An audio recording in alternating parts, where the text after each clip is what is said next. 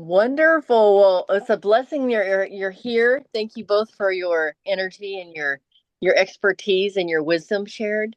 I very much appreciate you. Thank you. Well, we appreciate you, and we're excited to get to know anybody who is excited about taking learning outside. Absolutely. All righty. Well, we are Peas, and yes, this is our Take Learning Outside webinar. We're going to be talking about some resources that we can share, and we're going to do a few activities today. And I'm going to move us to our next slide. Can everybody see the presentation slide? You can just give a thumbs up emoji or an audible yes. Yes. Great. Yes. So yes, we were gonna just ask if you guys, I see your names, but we'd love a little bit more information in either out loud or in chat. If you would share where your name, where we see your names, but where you're from, your school or organization, the role you play there, and like the ages and levels that you work with, that would be great. Okay, magnificent. I'll go first. I pray that my name is up there. My name is Karen Elaine Sizelove Murphy, and I'm an author of Nature's Secrets Awaken Life Skills Activity book. And my crowd is for the ages of big kids and tweens, so ages 8 through 12. And I am again an author of that book, and I'm in the process of working, creating and publishing this month my 8-book series with activity journals and also watershed champion activity stations as well. And what this is all about is God's creation, raising watershed champions. So again an author, and I'm not actually working with a school per se. However, I'm engaged with Texas Parks and Wildlife and also Master Naturalist and working with homeschool groups. And in New Caney, we're actually sponsoring a group in New Caney with trout in the classroom. So it's all about getting kids outdoors in nature. And they have 400 high school students that the teacher, the marine biologist, is we delivered the eggs in January 22nd. It's exciting, and they'll be releasing them in a designated stream in the Guadalupe River end of April.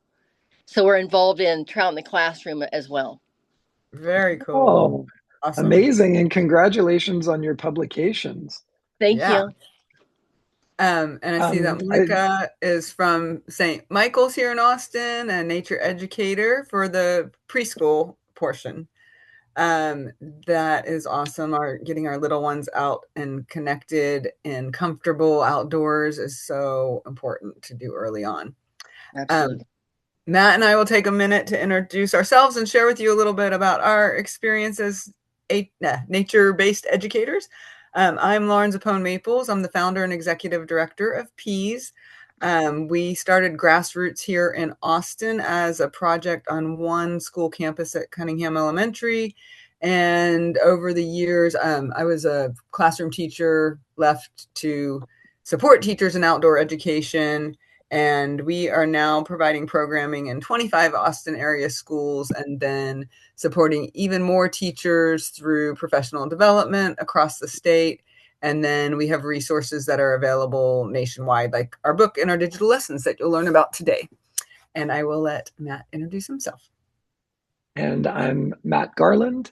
I am the PEASy manager of curriculum and training. And I'm a former classroom teacher in Austin ISD, was a classroom teacher for 18 years. And I got introduced to the PEASy outdoor program because they were active in my school. And so when I left classroom education, I quickly found my way over to PEASy. And I'm also a outdoor educator for PEASy as well. So I still get some contact out there in the real world with kiddos. And then Marisa, do you want to say hi? Sure.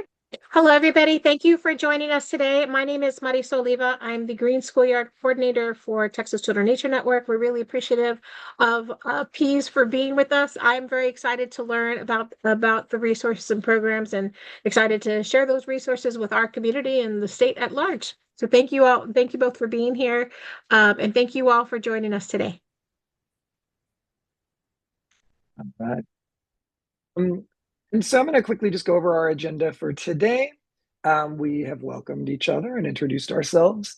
And then we're going to do a quick overview and walkthrough of our Easy Peasy Guidebook, which is a resource for educators of any kind to help get kiddos outside. And so we'll go through the guidebook and see those resources. We'll also do an overview of the PEASy digital lessons, which is an online subscription platform to help educators get outside. And then we have some other resources that we'll share, resources and services that PEASy can provide. And at this time, we're going to move right along and start talking about our Easy Peasy Guidebook. Oh, we first would like to get to know you a little better. Do our poll first. It sounds like we might have some people here that are experienced outdoor educators, but we'd like to know, and you can just pop this in chat. I don't think we need to run the poll since we have a small group. At what level of comfort do you have teaching outdoors right now? I suspect y'all don't have ones. Yeah, we got a 10 from St. Michael's, and Marisa will be happy to support you in your moving outdoors more. And yes, excellent. So I'm happy that we're here with a group that's comfortable being outdoors. And even with the most comfort teaching outdoors, we sometimes find ourselves with some challenges and issues, and we will have some breakout groups to talk a little bit more. By breakout groups, I mean we'll stay together in this whole group to talk more about those later. And our next question is, how often do you take learning outside? From 1, never, to 5, all the time. Excellent. I figured with your comfort level, this was probably happening. All right, excellent. Thank you all for sharing. So now we're just do a quick overview so you kind of have a better idea of what's going on inside the Easy Peasy Guidebook. I would like to just say that we were very lucky to have a partnership with the Sprouts Healthy Communities Foundation, and they help fund our staff time to be able to set aside time to develop this book. So we had 4 team members working on this, and they also helped us do our first run of print copies, which are have completely sold out a while back. Matt, will you switch to the next page? Looking at our table of contents, I just wanted to share with you that it's broken into 4 sections. The first section is really about the background of what you need to know to go outside. So this is for if you are working with homeschool families or educators, even that are new to outdoor education. I mean, educators at all levels may find this section very important to set the stage for taking learning outside. Our second section is really about centering the child in the experience. And so there's some background about that, and then also some SEL activities that really help to make sure we are connecting and taking time for our students to be centered outdoors. And then, of course, we are working to support teachers, so we like to make sure they have something to do. And we created some very simple, these are very different lesson plans than our regular programming because we've simplified them just to make them more streamlined for teachers.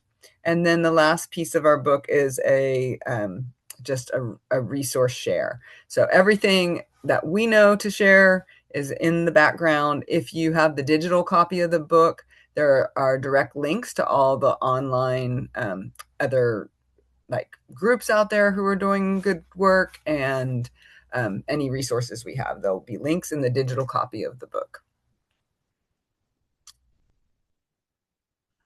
So a big piece of feedback we have received from our in-person professional development is that they love our top 10 tips. So we wanted to spend a little bit of time sharing them with you. And as experienced outdoor educator, you're probably already using some of these tips, but I am going to pop in chat a link, and we're going to give you about 5 minutes to review. And then we're going to play a little game to see either what you know or what you've gleaned from our top 10 tips. So we will share that with you at the end, Karen. We have all the links and we will definitely make sure you have them before you go.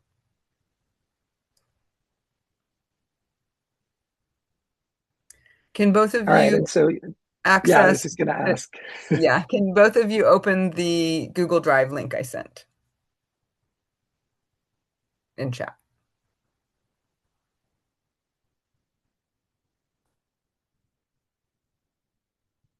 Okay, great. Thank you. Matt, did we ever figure out the music thing? No. Do you want me to hum? I could do like the Jeopardy theme song. Do you have your ukulele? Oh, I don't have my ukulele. It's in the car. It's a shame. I'll be right back.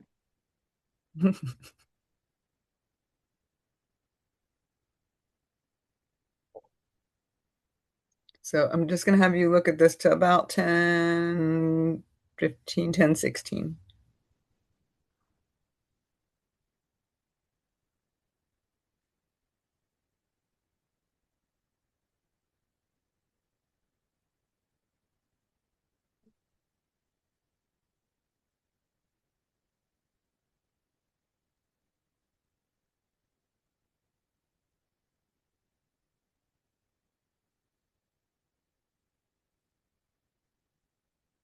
If you're playing music, Matt, you're muted.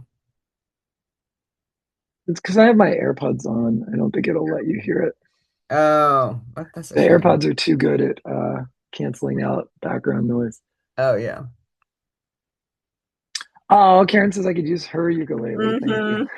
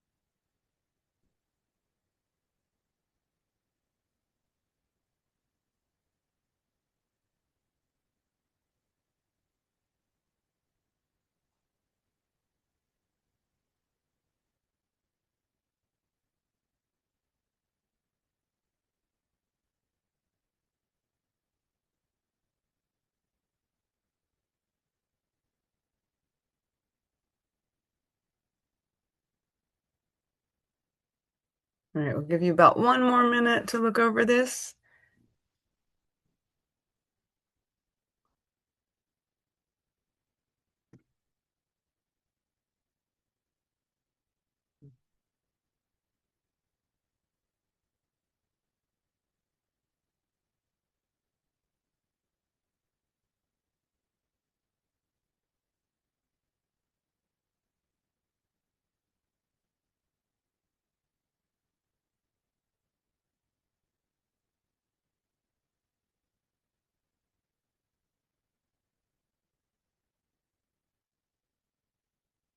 All right.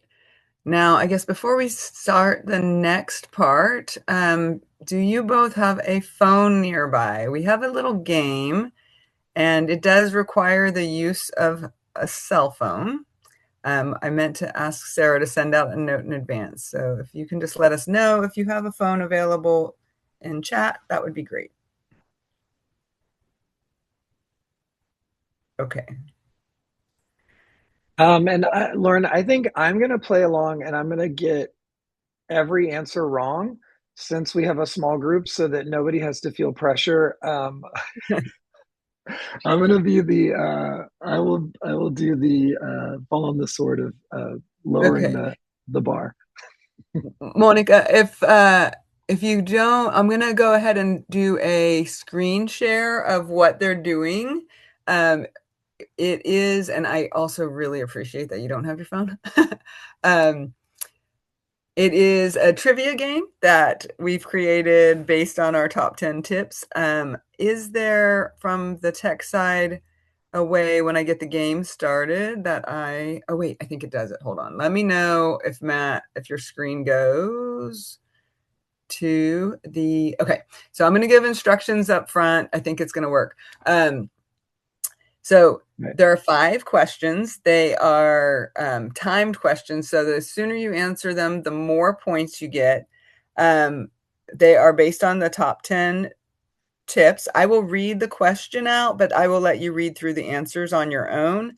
You hit the answer on your phone. So the game will come up on your phone if you have keyed in this QR code and then put in that code at the bottom. So Karen, did you see that there is a code, the 3MQYK code? Lauren, mine just let me go straight there. Like I scanned the QR code and it took me to the waiting screen. Okay, great. Then I'm going to go ahead. Oh. And do you want me to unscreen share now so that you can share? I think so. Okay, let's do it. All right, I'm stopping my share. Okay, and then I'm going to start a countdown so it gives me time. Okay. And then how do I screen share? Here we go. Window. No, Chrome. Yes. Okay. Here we go. Can you see the countdown from my screen? Okay, great.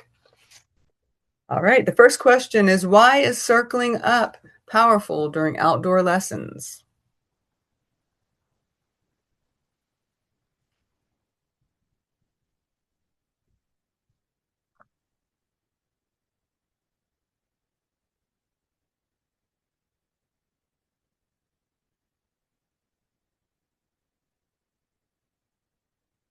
All right. Darn. Our answer is because it helps everyone see, hear, and feel connected. It's not for shortening the lesson? No.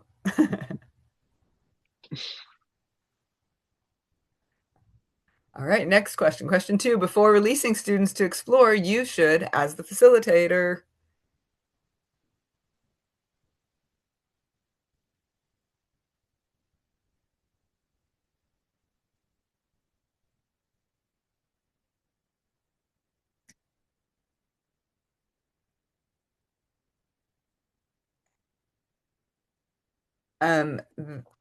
Did it not show the result? Yeah, I see the. Oh, okay. Clearly identify the boundaries. That is correct. We want our students to be safe. We want them to know where they are able to explore and where might be potentially outside of where we'd like them to explore. Okay, a butterfly lands on a student during your lesson. You should.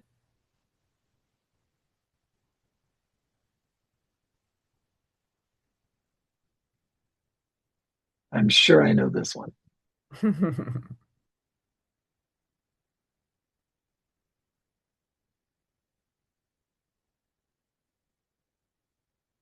That is correct. You should pause and turn it into a teachable moment. We have many distractions in our lessons sometimes, but if they're related to what we want students to be doing, like connecting with nature, it's a good time to use it as an opportunity rather than worrying about there being a minor distraction. That's not the time to move them quickly inside. Nope. Being a conduit, not a can't do it means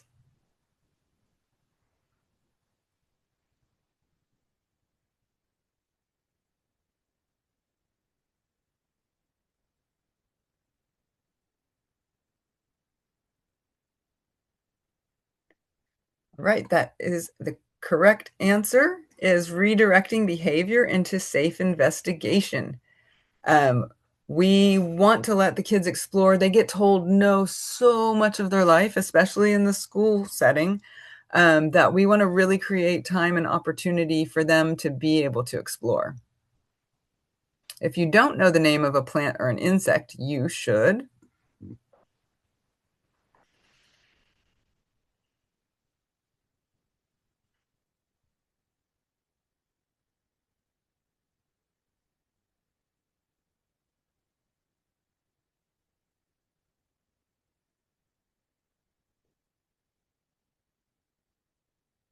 That is correct, to explore the answer with your students. We want to be partners in learning with our students. We are all teachers and we are all learners. And so we want them to know, even as adults, we're still learning. Third place, Matt, good job. I tried. Yay. The code. Oh, yeah, I got it. Yay, Marisa, you're the first place winner. Woo! Got it. Woohoo. All right. Thank you for participating in our game. I hope it just helped you to be able to process some of what we shared in the top 10 tips. As a gift to you, we will send this in a PDF.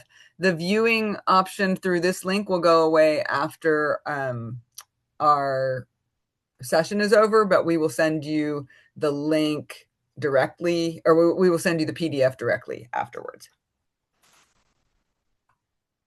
Ready. And Lauren, if you'll unshare your screen. There we Thank go. you. Let me find my tab where I want to be.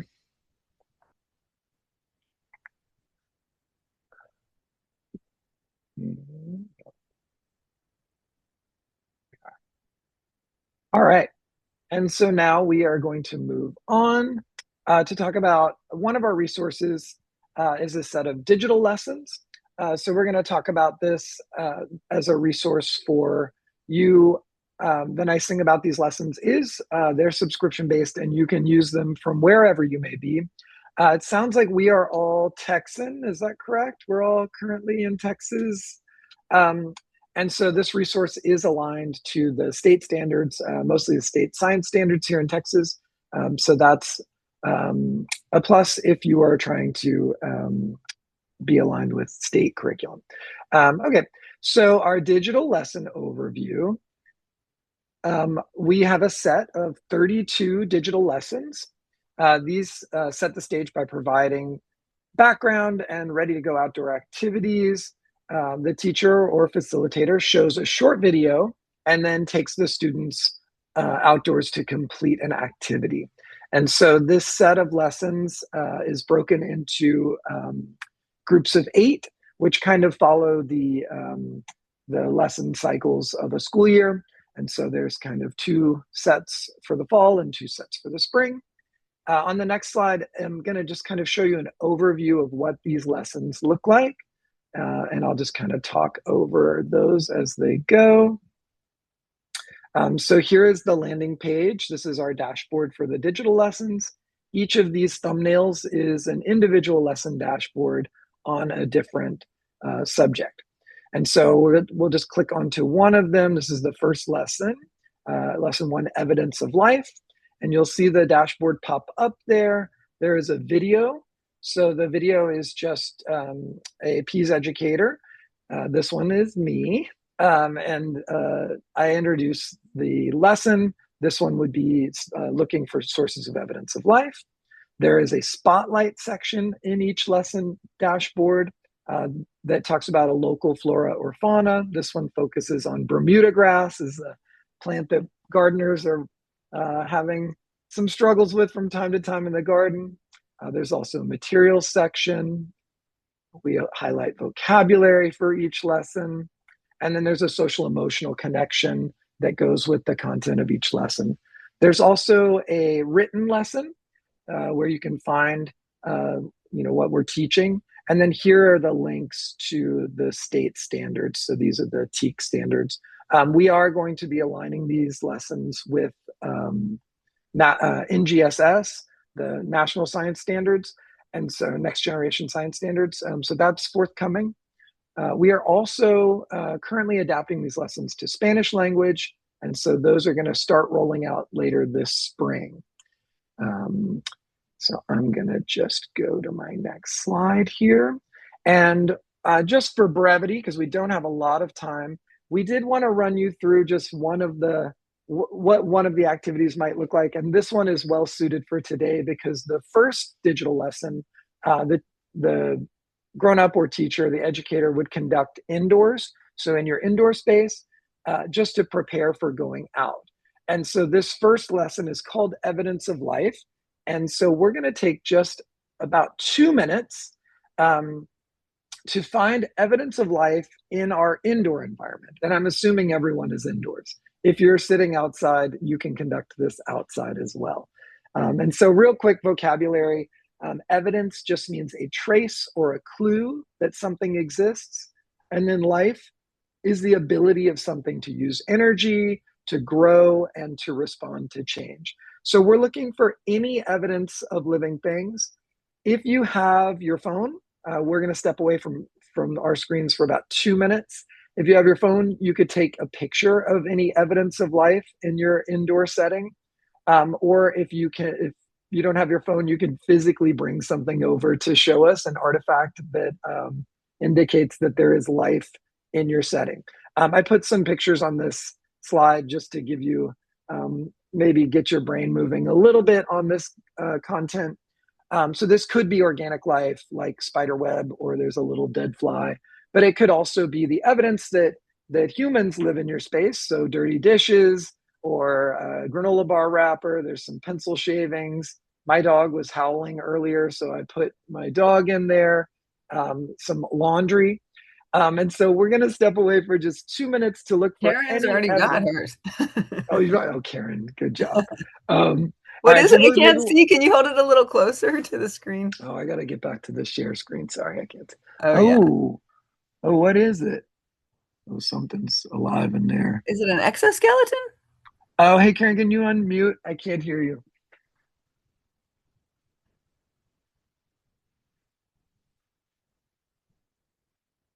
It should be. Okay, now we're unmuted. Okay, so this is garlic. Oh, garlic nice. clove. Can you see it? Yes, now I can So tell what like it these is. baby food jars are really good. Not that we have babies, but they're really good food to eat just on your own out, on the track. But it was great for starting things in because they're glass. And then we also do sprouts as well.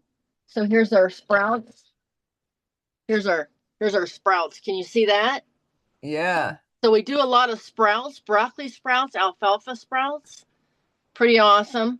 Yes. My husband keeps up on that every day. Karen, we use those same mason jar vented lids when we sprout for our school tastings. I love that green lid that you had attached. Yes, exactly. Good. And Matt, I left some of those baby food jars for y'all in the shed. Oh, fantastic. Do you have babies? No, my niece does, though, so I have her save them for me. I mean, wonderful. I have babies, but they're giant. Yes. Well, wonderful. Well, thank you both for being here, and thank you for just being here for just 2 or 3 of us. It's really powerful because you find one other person who cares, and it just multiplies. God is good. For sure. We agree. We love small groups. It's wonderful. Oh, I love Monica's popping stuff into chat. It looks like a dog, a cat, a lizard. I love it. Garlic, and where's the cat? And some plants. Here's what I found. Lauren, we did find your baby jars, and there were already ideas about camp for those baby food jars. Your peacock plume. Yeah. We have a neighborhood peacock in our area, and so he molts, and we get to collect his beautiful feathers. Wonderful. Can you guys see my kokedama? Oh, yeah. So the kokedama, have you all made kokedamas or worked with the kids on this?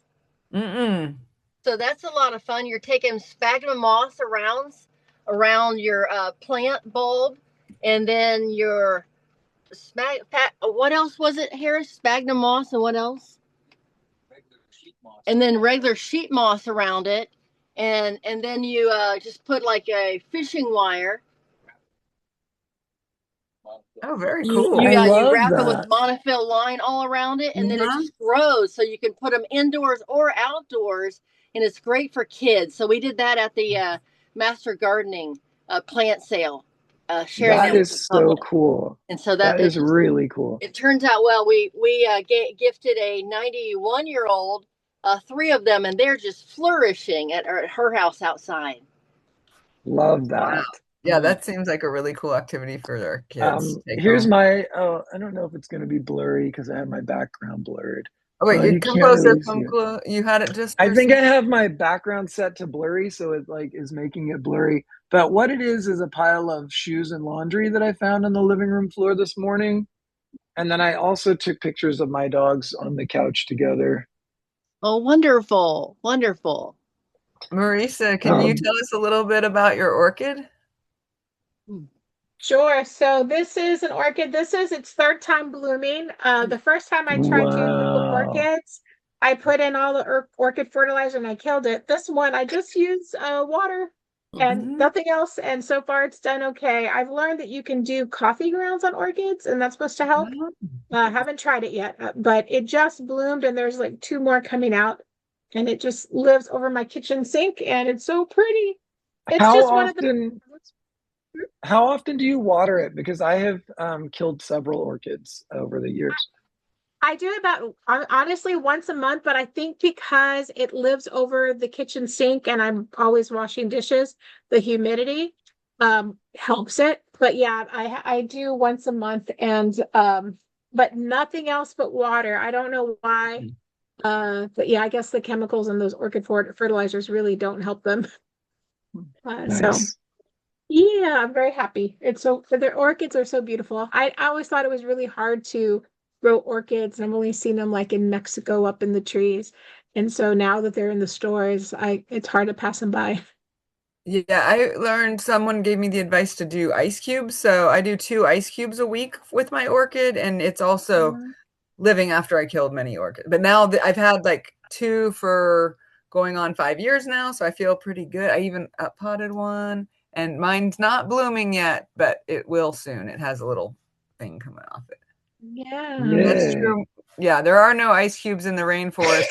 This is That's mostly fair. just to keep it alive in my kitchen, but I would not necessarily teach that to the students. That is fair. Fair point. All righty. Well, I appreciate y'all going through that little exercise. And that's just an example of, how we can quickly create connections where kids are not just thinking about their outdoor space, but how to navigate. We use this lesson as just a preemptive lesson before we take them outside to just talk about how we can navigate safely. And then they also, they record their information in a science notebook. And so they would draw a picture of their evidence of life. They would connect with it in several different ways. So thank you for participating in that. We had questions about how to access these lessons. And so I made a little, we'll show a QR code at the end. But if you go to our website, peacecommunity.org, there is a tab called Programs and Services. And under that tab, you can access the digital lessons, and it talks about how the lessons work and how to acquire them. So Yeah, and I'll pop thank in you. I'll give you all the direct links in the chat in just a few minutes also, just so Thank you. you can copy and paste them. Yeah. All righty. And so now we're going to move on to our green spaces. Yes, so it was our understanding that there were going to be a few people here that were really in the development and sustaining level of the green spaces. But as we know, often green spaces are built on school campuses. But then over time, if they're not activated, then and their people aren't using them, they just fall to the wayside. And so a goal of ours is to support schools and communities in keeping the green spaces that they love active. That can include our, parks and natural lands. So we're going to do, well, if this is relevant to this group, we can do and an exercise in doing some problem solving around our green spaces. But first, I'd like to understand, what types of spaces are you using for your outdoor learning programs? Spaces. What kind of space? Oh, yes. We use the Gazebo Nature Preserve just out here by Lake Livingston Dam, and then also Lake Livingston State Park. Very cool.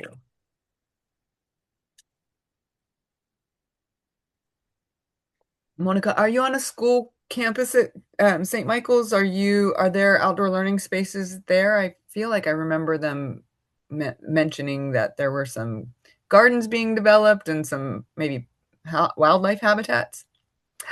Yes, a mud kitchen. Yeah. Sweet. I just went to the Growing School Garden Summit, and they had a big or like a lightning talk that was really focused on the power of mud in learning. Awesome. Well, I think for our problem solving portion of this program that I might just open it up to, does anybody have a important problem or dilemma that they have that they would like some group thinking around? If we had a big group, we could do a one-word challenge, but otherwise I'd like for any of you to share if there's anything you are currently trying to work through that might be helpful to have a couple other like-minded people think on with you.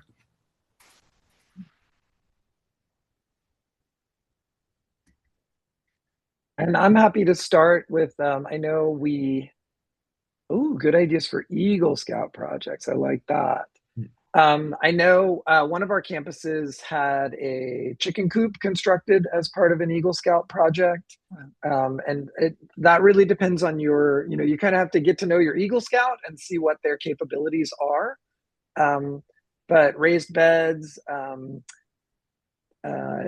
compost bins, those are all good Eagle Scout related projects. Lauren? We had our shade structure extended. We had an original model for our shade structure that was kind of small. And then we had an Eagle Scout come on and take that on as his project as to extend the structure, double the size. And then we needed more because it still wasn't that big. So then later on, we had another Eagle Scout double the already double size structure. And we do rainwater collection in our garden from that particular structure. So now it's like really collects a nice amount of rain if it rains for us. We also had an Eagle Scout on a project for us, we needed, because we have produce and we have, a lot happening at our farm around like food as well as pollinators and wildlife. So we had a sink that was donated from a school that they were closing and deconstructing. And we had an Eagle Scout build a shell. So we didn't have like an ugly metal kitchen sink in the middle of our garden. Now it's wrapped with a really pretty painted casing around it. And Karen's in the chat. We show kids and families how to make self-watering tubs to grow their veggies and berries. That's great. Would you like to share a little bit more about that?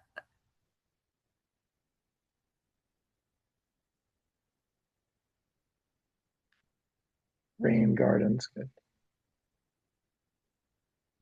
I think Karen's trying to unmute, maybe. Okay, yeah. Okay, thank you, because I'm asking my husband Harris different questions with the and he typically shows us, or he'll show the families and the kids how to do this with the self-watering buckets you're taking. When we learned at the Master Gardening, Learn and Grow. And what's your question again? Then, what would you like? I was just wondering. I've heard of different methods of doing this, but I was wondering if there was a particular one that you would like to share with us. Okay, so we take two different 5-gallon buckets, like something you would find from Home Depot or Lowe's, and then you take a PVC pipe, or you can also use a container, a cottage cheese container, and you drill a hole in the bottom of the bucket that sits down into the other bucket, and then that cottage cheese container fits down in that hole, and then you're putting like organic cloth, preferably probably white or any kind of t-shirt material, and you place that down in there, and then you have holes drilled around the bottom of it. Is that correct, Harris? Did I say it properly? That's your wick. And so that's your wick. Yeah. Okay. Yes. Is that how you all have done it as well?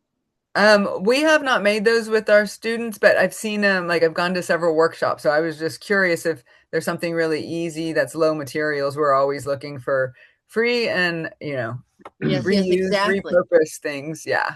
Mm-hmm. Yes. And what about the rain gardens? My husband said the rain gardens in what, Harris? Library or school. Like in a library or school. Because I'm working with I'm beginning to work with more homeschool organizations as well. There's a lot of great rain garden material from the city of Boston has put together and resources. So we're going to give you our contact information at the end. And if you want to email us, I can send that directly to you. Okay, it's beautiful. like how to build a rain garden. We work with a couple schools, especially this one that is a rain garden demonstration school here in Austin called Riley Elementary. And they have a full rainwater facility around the entire school. It's like multiple rain gardens, including one that's just for like nature play for children and has really been designed with the kids in mind to be a part of the experience. So it's pretty cool. That's exciting. Thank you for sharing. Yes, and Sure. I'll email you.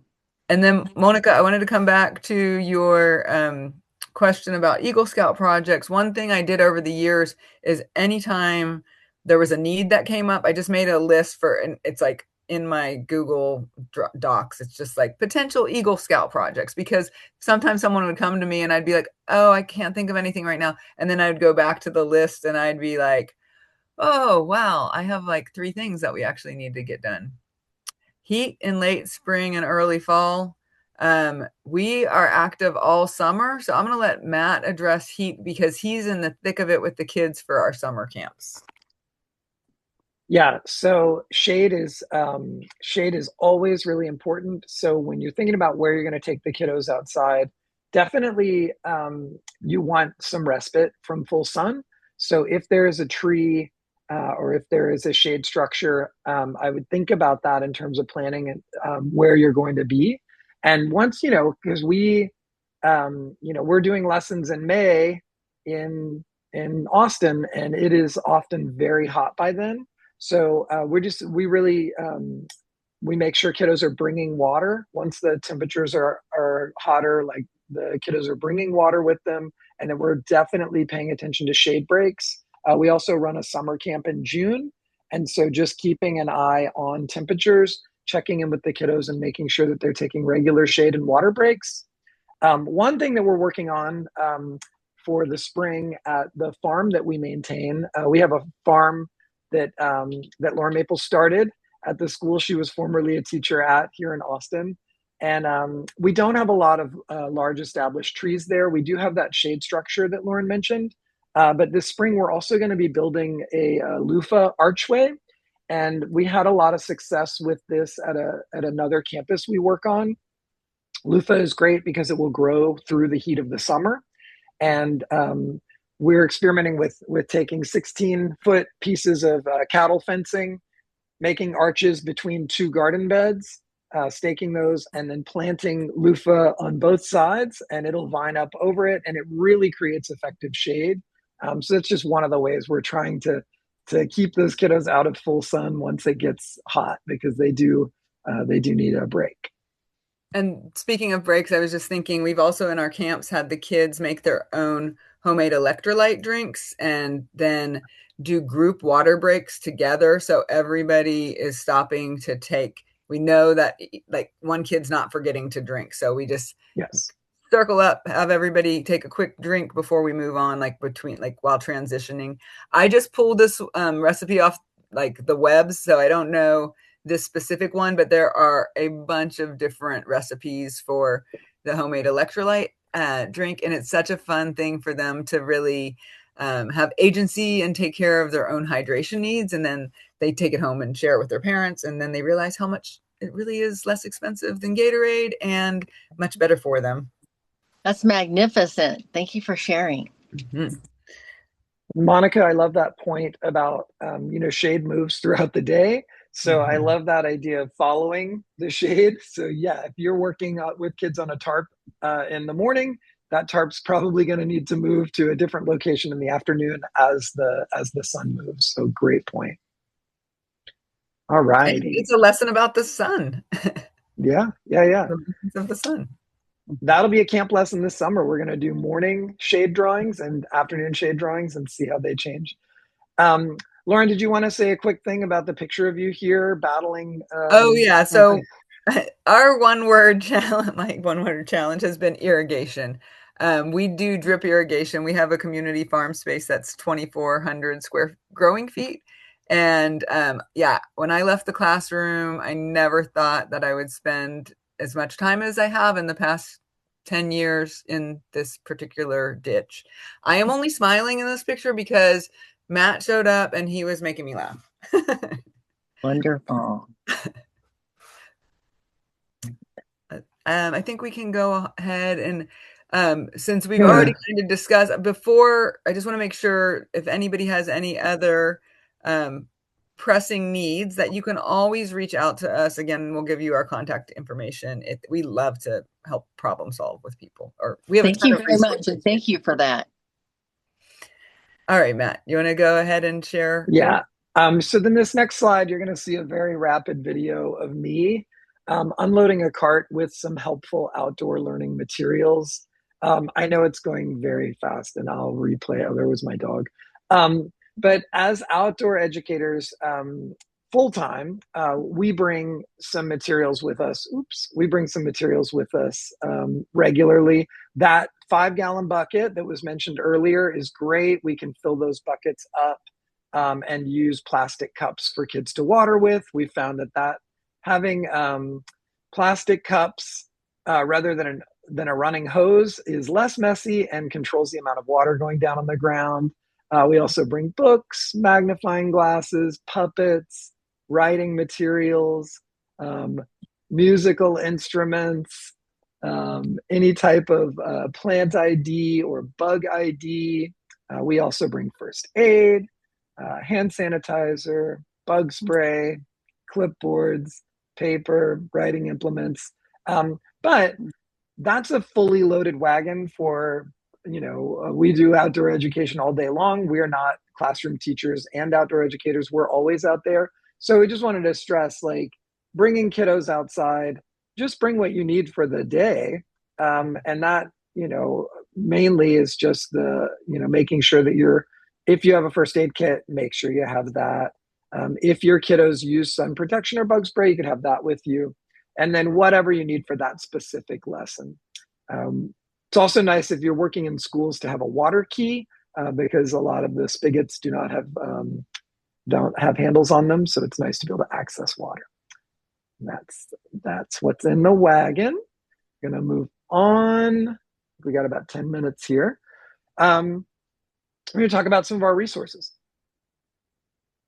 I just wanted to acknowledge Monica had a comment about a sundial with children's shadows. And I wanted to say that was my gateway lesson. That my first year teaching, I was like, oh, this is really fun teaching them outside. And then I kept coming up with lessons after that. But it was the sundial was the lesson that it was like, okay, this makes sense to have them outside. And then I also noticed Karen had something to show us. And so, do you go by Karen or Karen Elaine? I actually go by Karen Elaine. My first book of my 8-book series, though, says Karen, and then my middle name is Elaine. So I go by Karen Elaine. I was just typing in there about.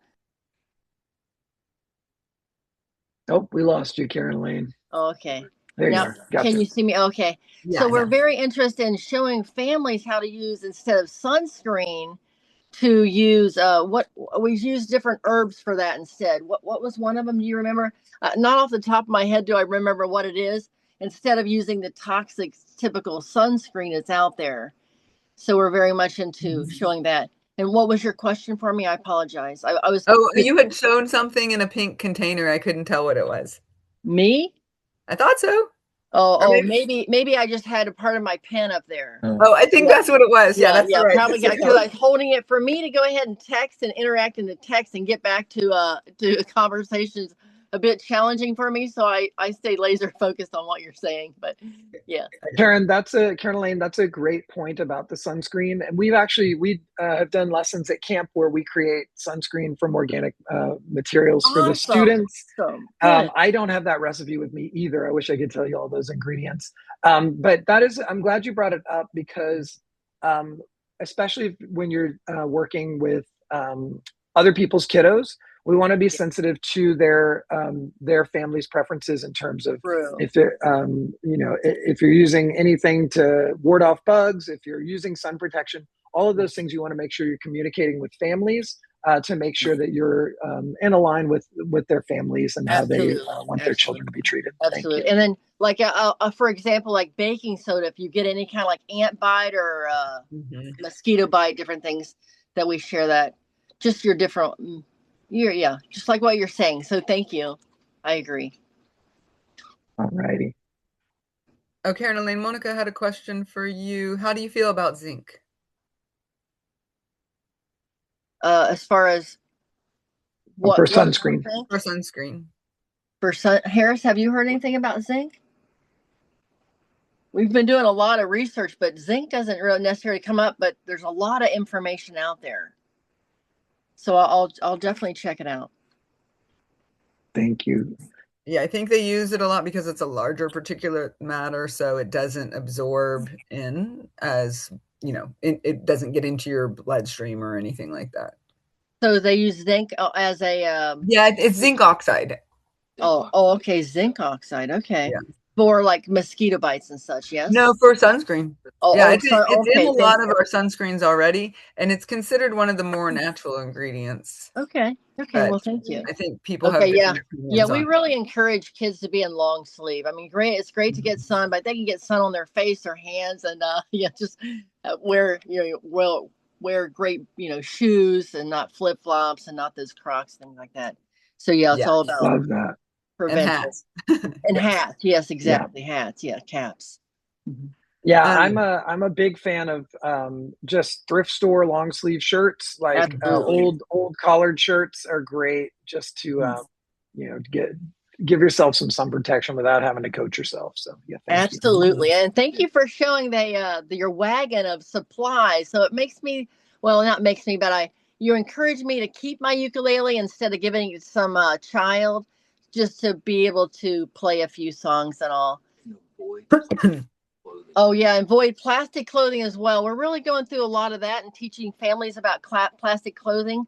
So it's key to go through your closet and find anything polyester, synthetic, spandex that releases microplastics into the body, causing sickness. And so we're educating families on that. They're going through their backpacks, going through their homes and releasing. And so what I have on right now, if you can see me in this is boiled wool. I mean, this is actually merino wool. The blue that I have on is merino wool.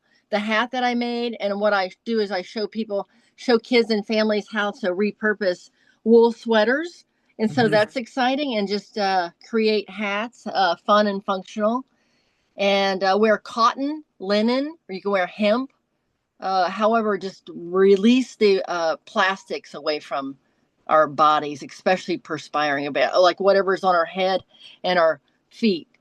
And we wear a lot of Agreed. Less plastic. Yes, good. All right. Well, as we get close to the end, we want to leave just a couple minutes in case you'll have any questions. We'll just share with you some of our other resources.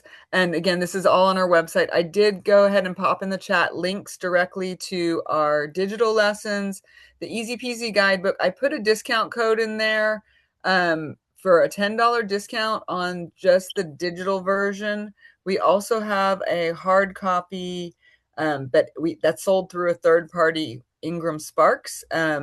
And so we can't really put any discounts on that because it goes through the third party. But the digital one is the one that has all the links inside in the resources section. So that is a really great way to be able to access those. And like I said, discount code, you just put it in the checkout when it says promo code. And I put GS10. It's actually from a conference I was just at. I didn't recreate a new code, but it'll activate. It'll work. So now, if I may interrupt, may I ask a question on if I would go ahead and click on this Or do I just save it from my phone? Or if I click on it, does it take me away from the meeting? Or what does that do? Just curious. I would copy and paste this if you can, maybe to another document. Okay. Right. I'll do that. I'll send it to a text then. I was able I to clicked. click on it and open a different screen. Oh, okay. Me too. Okay. Yeah. Okay. Great. Beautiful. And then, so in addition to the books and the digital lessons, we do also do a lot of professional development. So if you have a parent group or teachers you're working with or would like us to come to your school, then please, contact us and we can provide those services. We do consultations. That can look like anything from like gathering leaders together to coordinate and to start planning, or to make recommendations for sites and spaces for outdoor learnings, to getting teachers engaged and excited to, for one school, we helped them revamp their compost program and create a community engagement plan around their compost. So there's a variety of things we do consultations on. And then we also do youth and community workshops as well. It sounds like you guys do too. So it's really nice to meet people who are doing similar work in other spaces. And then the next slide, Matt, is just the original resources that we've been discussing here. And next slide. Our contact information, you can either take a picture or screenshot. I can put it in. And then we have a couple minutes for questions if you have any questions. I'm going to leave this contact slide up just for a minute more in case someone's writing it down. Yeah, we don't have I think our last slide just says questions. Thank you. Questions and thank you. Yeah. Yeah. Well, it's been very interesting. So I really appreciate both of your time and your experience shared. And I'll be going back over it and joining and going to get your digital book as well and following through with your links that you gave me. So thank you and God bless you. Thank you. Thank you for being here on Saturday morning. And I wish you all the best of luck in all your outdoor investigations with your communities. Thank you. Well, thank you, Lauren, Matt. We really appreciate you being with us today, and we're really excited. So I do have one question before you leave. So I noticed that it was when I was reading about it, it was for homeschool groups, but a lot of this seems like great for educators in their own. For home educators as well. We started as it's formal educators, but we wanted to make sure homeschool groups understood that there is a framework in there that is applicable. Okay. All right. So it is great for formal. Yeah. And I would say the digital lessons in particular, those are written to be conducted with any group size and in any available setting. So we feel like those really are, it's a resource that I think a classroom teacher versus a homeschooling parent or a leader of a homeschool co-op, I think those resources are equally valuable. And so they're kind of written with that in mind, that they can be used in any way that is helpful. Wonderful. We'll be happy to share the resources with all that we know. And thank you so much, everyone, for being here today. Thank you. Y'all have a wonderful weekend. Thank you. God bless. Bye, y'all. Thank you. Bye.